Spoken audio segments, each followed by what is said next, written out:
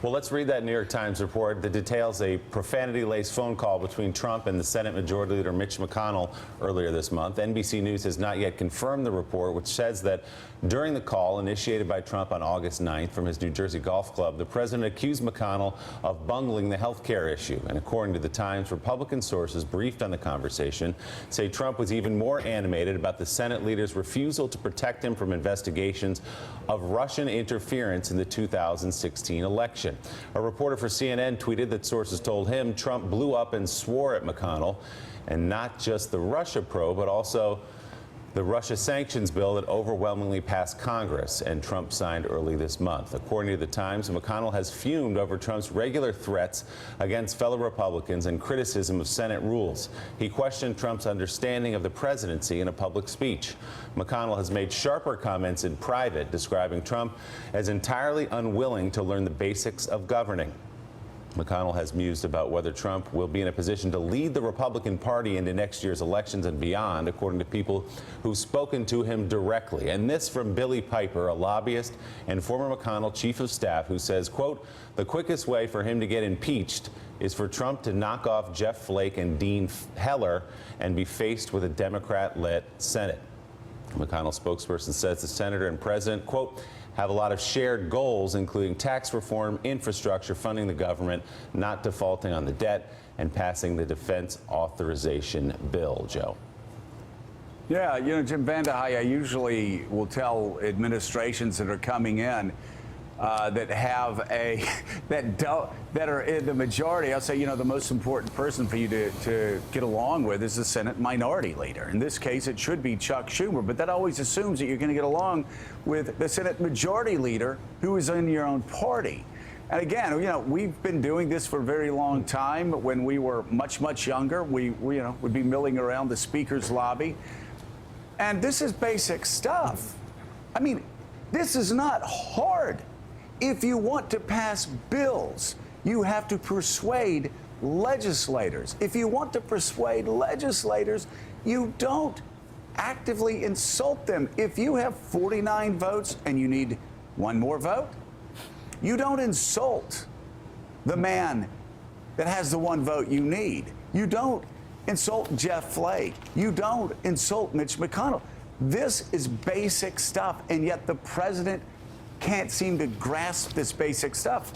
And it should be his own supporters that are more concerned about this than even the media, because he's not going to get anything done acting this way. Well, and also it's Mitch McConnell. Here's a guy who never really criticized Donald Trump, who tried to push through his health care bill, who basically supports every dimension of the Trump agenda. And so this idea, you've been talking throughout the program about all these self-inflicted wounds that are totally unnecessary. And he really has alienated himself. And it is linked, I think, down the road to the Mueller probe. At some point, he knows he's going to need people to have his back. There's nobody in town, and increasingly not even anybody on his staff, who ultimately will have his back if Mueller acts, if he goes after him on obstruction of justice, because it's not he was just talking to McConnell about the Russia probe. He was talking to everybody from his driver to anyone serving him food. He would talk about it to anybody. And if Mueller looks at what happened with Comey, and if he looks at what happened with his conversations with other members of his cabinet, looks at what he said with people who had control over the probes in Russia, and comes to the conclusion that that constitutes obstruction of justice, he's in a hell of a lot of trouble. And so there again, he didn't need to do any of that. And so every day we come on this program, we just keep saying, oh my God, I can't believe he didn't do that. He did that again. What he did in that speech last night to the media was despicable. We might be numb to it, but to say that the media is un-American, to say that they don't like the American heritage and that they're trying to take it away, and saying that to a bunch of people who are angry about the direction of the country, he's playing with fire. And when someone gets hurt because of the words that he says and the provocations that he makes, that's on him. The blood is if something happens to a reporter, the blood is completely on Donald Trump's hands. He's trying to whip his followers into a fury, and you're exactly right. We should never grow numb to that fact. Heidi, going back to the Mitch McConnell story, if you talk to old hands in the United States Senate, Democrats and Republicans, they will tell you actually that what Mitch McConnell was able to do in pulling together 49 votes on a health care bill that only 17% of Americans supported after the president had thrown Republican House members under the bus and showed that he had absolutely no loyalty to anybody that stuck their neck out for them, was pretty incredible. That McConnell could get 49 votes for that bad of a bill. And it's not and just yet he's an open. Yeah, I'm just saying he's now in open warfare again with the most powerful guy on Capitol Hill, who actually carried his water without complaining on the health care bill and almost did the impossible. And not complaining, even though it wasn't just a bad bill, Joe. The president himself helped undermine the process by, if you remember, calling the bill mean, by going after, retaliating as well, you know, sicking his Interior Department on Senator Murkowski. So just think like you are Mitch McConnell for a moment. Think about the attacks on your members. Think about the fact that you now have such a narrow path for moving any type of legislation after the failure of health care. And Joe, based on my own reporting, the moment when I think Mitch McConnell realized that this is kind of the end of the road in terms of getting anything done with this president was Charlottesville. Based on my own reporting, he was just beside himself after that night when Trump responded the way that he did to Charlottesville, and knew that, look, if this president may be taking himself down politically, but he's going to take down our party politically as well. And I think that is why there's no mistaking that you are seeing these sources speaking so freely to our newspaper, to the New York Times, about the situation right now. And there's also a personal dimension to this, Joe. Based on my reporting, McConnell was very upset that his wife was also dragged into this, standing next to the president at that moment during that news conference, which was originally supposed to be about transportation. So you've got a bit of a counterpoint, Nick Confessor. You may be in the minority here. Look, I think the assumption around this table and in Washington is that the ultimate aspiration of a president is to pass policy. I think that's wrong for this president. I think his presidency is a theater of revenge and rage against enemies. And that is what he delivers to his constituents and those people in that rallying hall. It's not a trade policy. It's on any policy. It's the posture and the performance of punishing the people that they hate. Now, it's dangerous and it's toxic, but I'm not sure it's not what they don't want to get, which is totally unlike any past president. And again, if your job is to pass tax reform, it's not going to happen this way.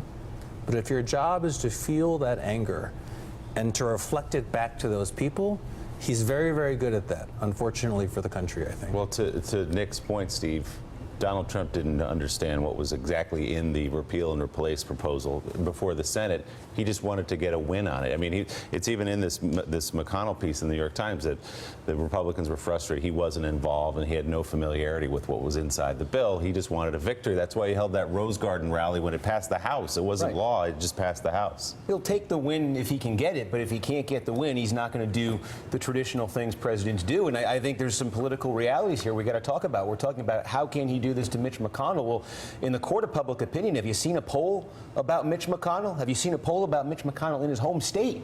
Toxically unpopular.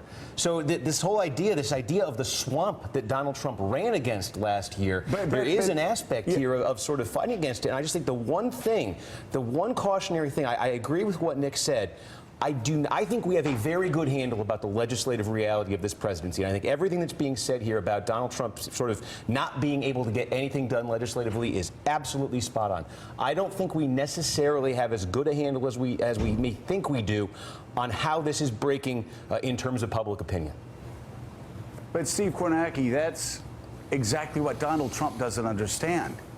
Mitch McConnell doesn't care.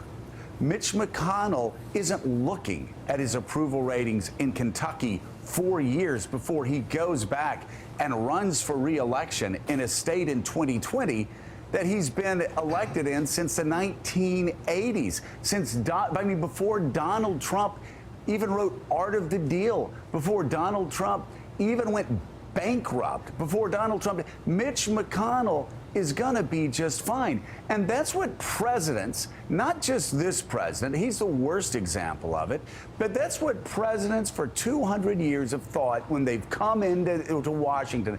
They think, I figured out how to crack this code. I'm the smartest guy that's ever been in the White House before.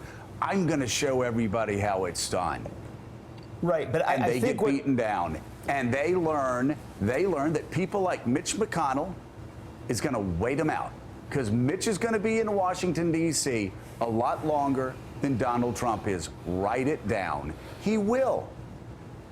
Yeah, and I think I totally agree on the history of it. I mean, obviously, the example you think of is Jimmy Carter. Jimmy Carter thought he could roll over Tip O'Neill and the Democrats, and Jimmy Carter found out otherwise. But I think Nick raised a really crucial point there about the fundamental nature of this presidency being different than every presidency that came before. And I think it's a bigger topic of conversation. But I think Donald Trump as a candidate and Donald Trump as a president, in a way we haven't seen before, these are not battles that really are about Capitol Hill. They're not battles that are about Mitch McConnell and lining up votes. They are battles about culture. They're battles about American culture, about a vast divide. And it's the one thing I don't think we fully have a handle on. It's the one thing I have this nagging feeling that the polls that we look at every day when we say 36% today, 38%, 34%, I don't think they're necessarily capturing the reality of that divide when it becomes a choice between Donald Trump and the Democrats, or Donald Trump and the media, or Donald Trump and liberal culture. I don't think we necessarily know how that breaks, and I think that's the great wild card. Not anything. I agree with you totally on legislation. He's not getting anything through the way he's behaving, but it's that divide.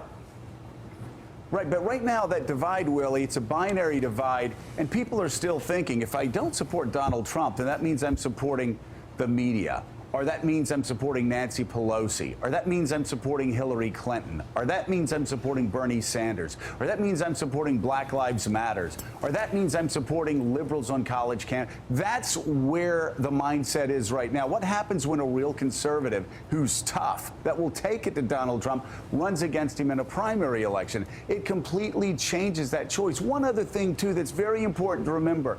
Donald Trump may be at 34, 35, 36%, and yes, he may whip these crowds into a frenzy who just want to feed on resentment. But I'll tell you who he's not going to whip into a frenzy and who's not going to go along with him. Those are fundraisers and a lot of mainstream Republicans who are saying, you know what, I'm going to stick it out with this guy because not only am I going to get a Supreme Court justice that I want, I'm going to get tax reform. I'm going to get regulatory reform. I'm going to get health care reform, and the type of health care reform that's going to depend more on the free market than it is on government intervention. I'm going to get immigration reform that's sensible, that focuses more on getting high-skilled immigrants into this country instead of low-skilled immigrants into this country. A lot of people are thinking like that. The second they realize that Donald Trump doesn't give a damn about passing their agenda, that 36% becomes 32%, becomes 31%.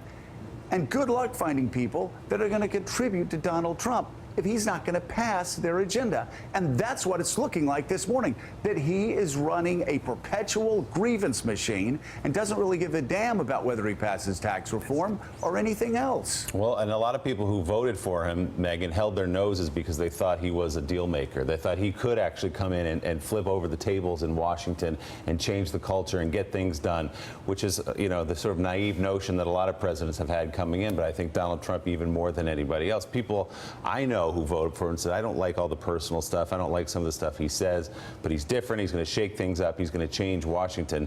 None of that has happened. In fact, his posture toward Congress has been the opposite of that. It's been the antithesis of a deal maker. Berating senators and putting them in a corner is not the way to get things done. Yeah, I mean, he's changed Washington, just not quite in the way that many of us expected, I think, in him coming in. And I think that's why Nick's point is so profound. He is using the presidency as entertainment, as a bully pulpit, as this theater of rage and revenge. That is completely at odds with an establishment, Republicans, you call them mainstream Republicans, call them what you will, who are most vested in things like immigration reform, particularly tax reform, pushing through things that are at the heart of that conservative agenda and have been at that heart of the conservative agenda for so long.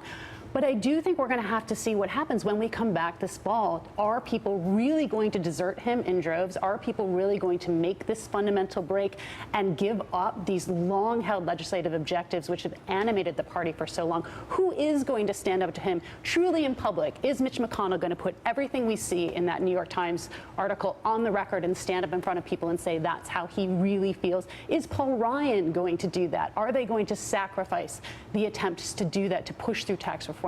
I'm not so sure that coming back this fall, we're going to see this courageous Republican Party stand up as they have so far failed to do. You know, Jim Vandehei, Joe was talking about principled conservatives standing up and being next to Donald Trump and giving people a choice there. Someone like John Kasich, who's flirted with the idea, or people around him have flirted with the idea of a primary. We've been through this. Donald Trump went up against Jeb Bush and other principled conservatives, and if you look at polling today, it's early, I know, but he still beats those people by 30 and 40 points. He still enjoys 80% support among Republicans. So I think those are the numbers he's looking at when he gets up on a stage and talks the way he talked last night. He feels like his people are still with him. Yeah, I think Kornacki nailed it. If you take like a clear-eyed look at the numbers, Republicans are with him on what to do with these statues that are getting torn down. They're with him in terms of his response to what happened in Charlottesville. They're with him in terms of should you blame Congress more than you blame Trump. And so, yes, there's been some erosion in his numbers, but it's still a small erosion, and that base loves him. And there was that poll last week that said basically there's nothing that Trump could do to lose probably 2/3 of his supporters, and that's why he's never going to drop below 35, never go above 44, and why he himself will never change it. I don't think that the supporters are going to change it. They love the rage at the machine. They love the rage at the media. They love the fact that we hyperventilate in response to it.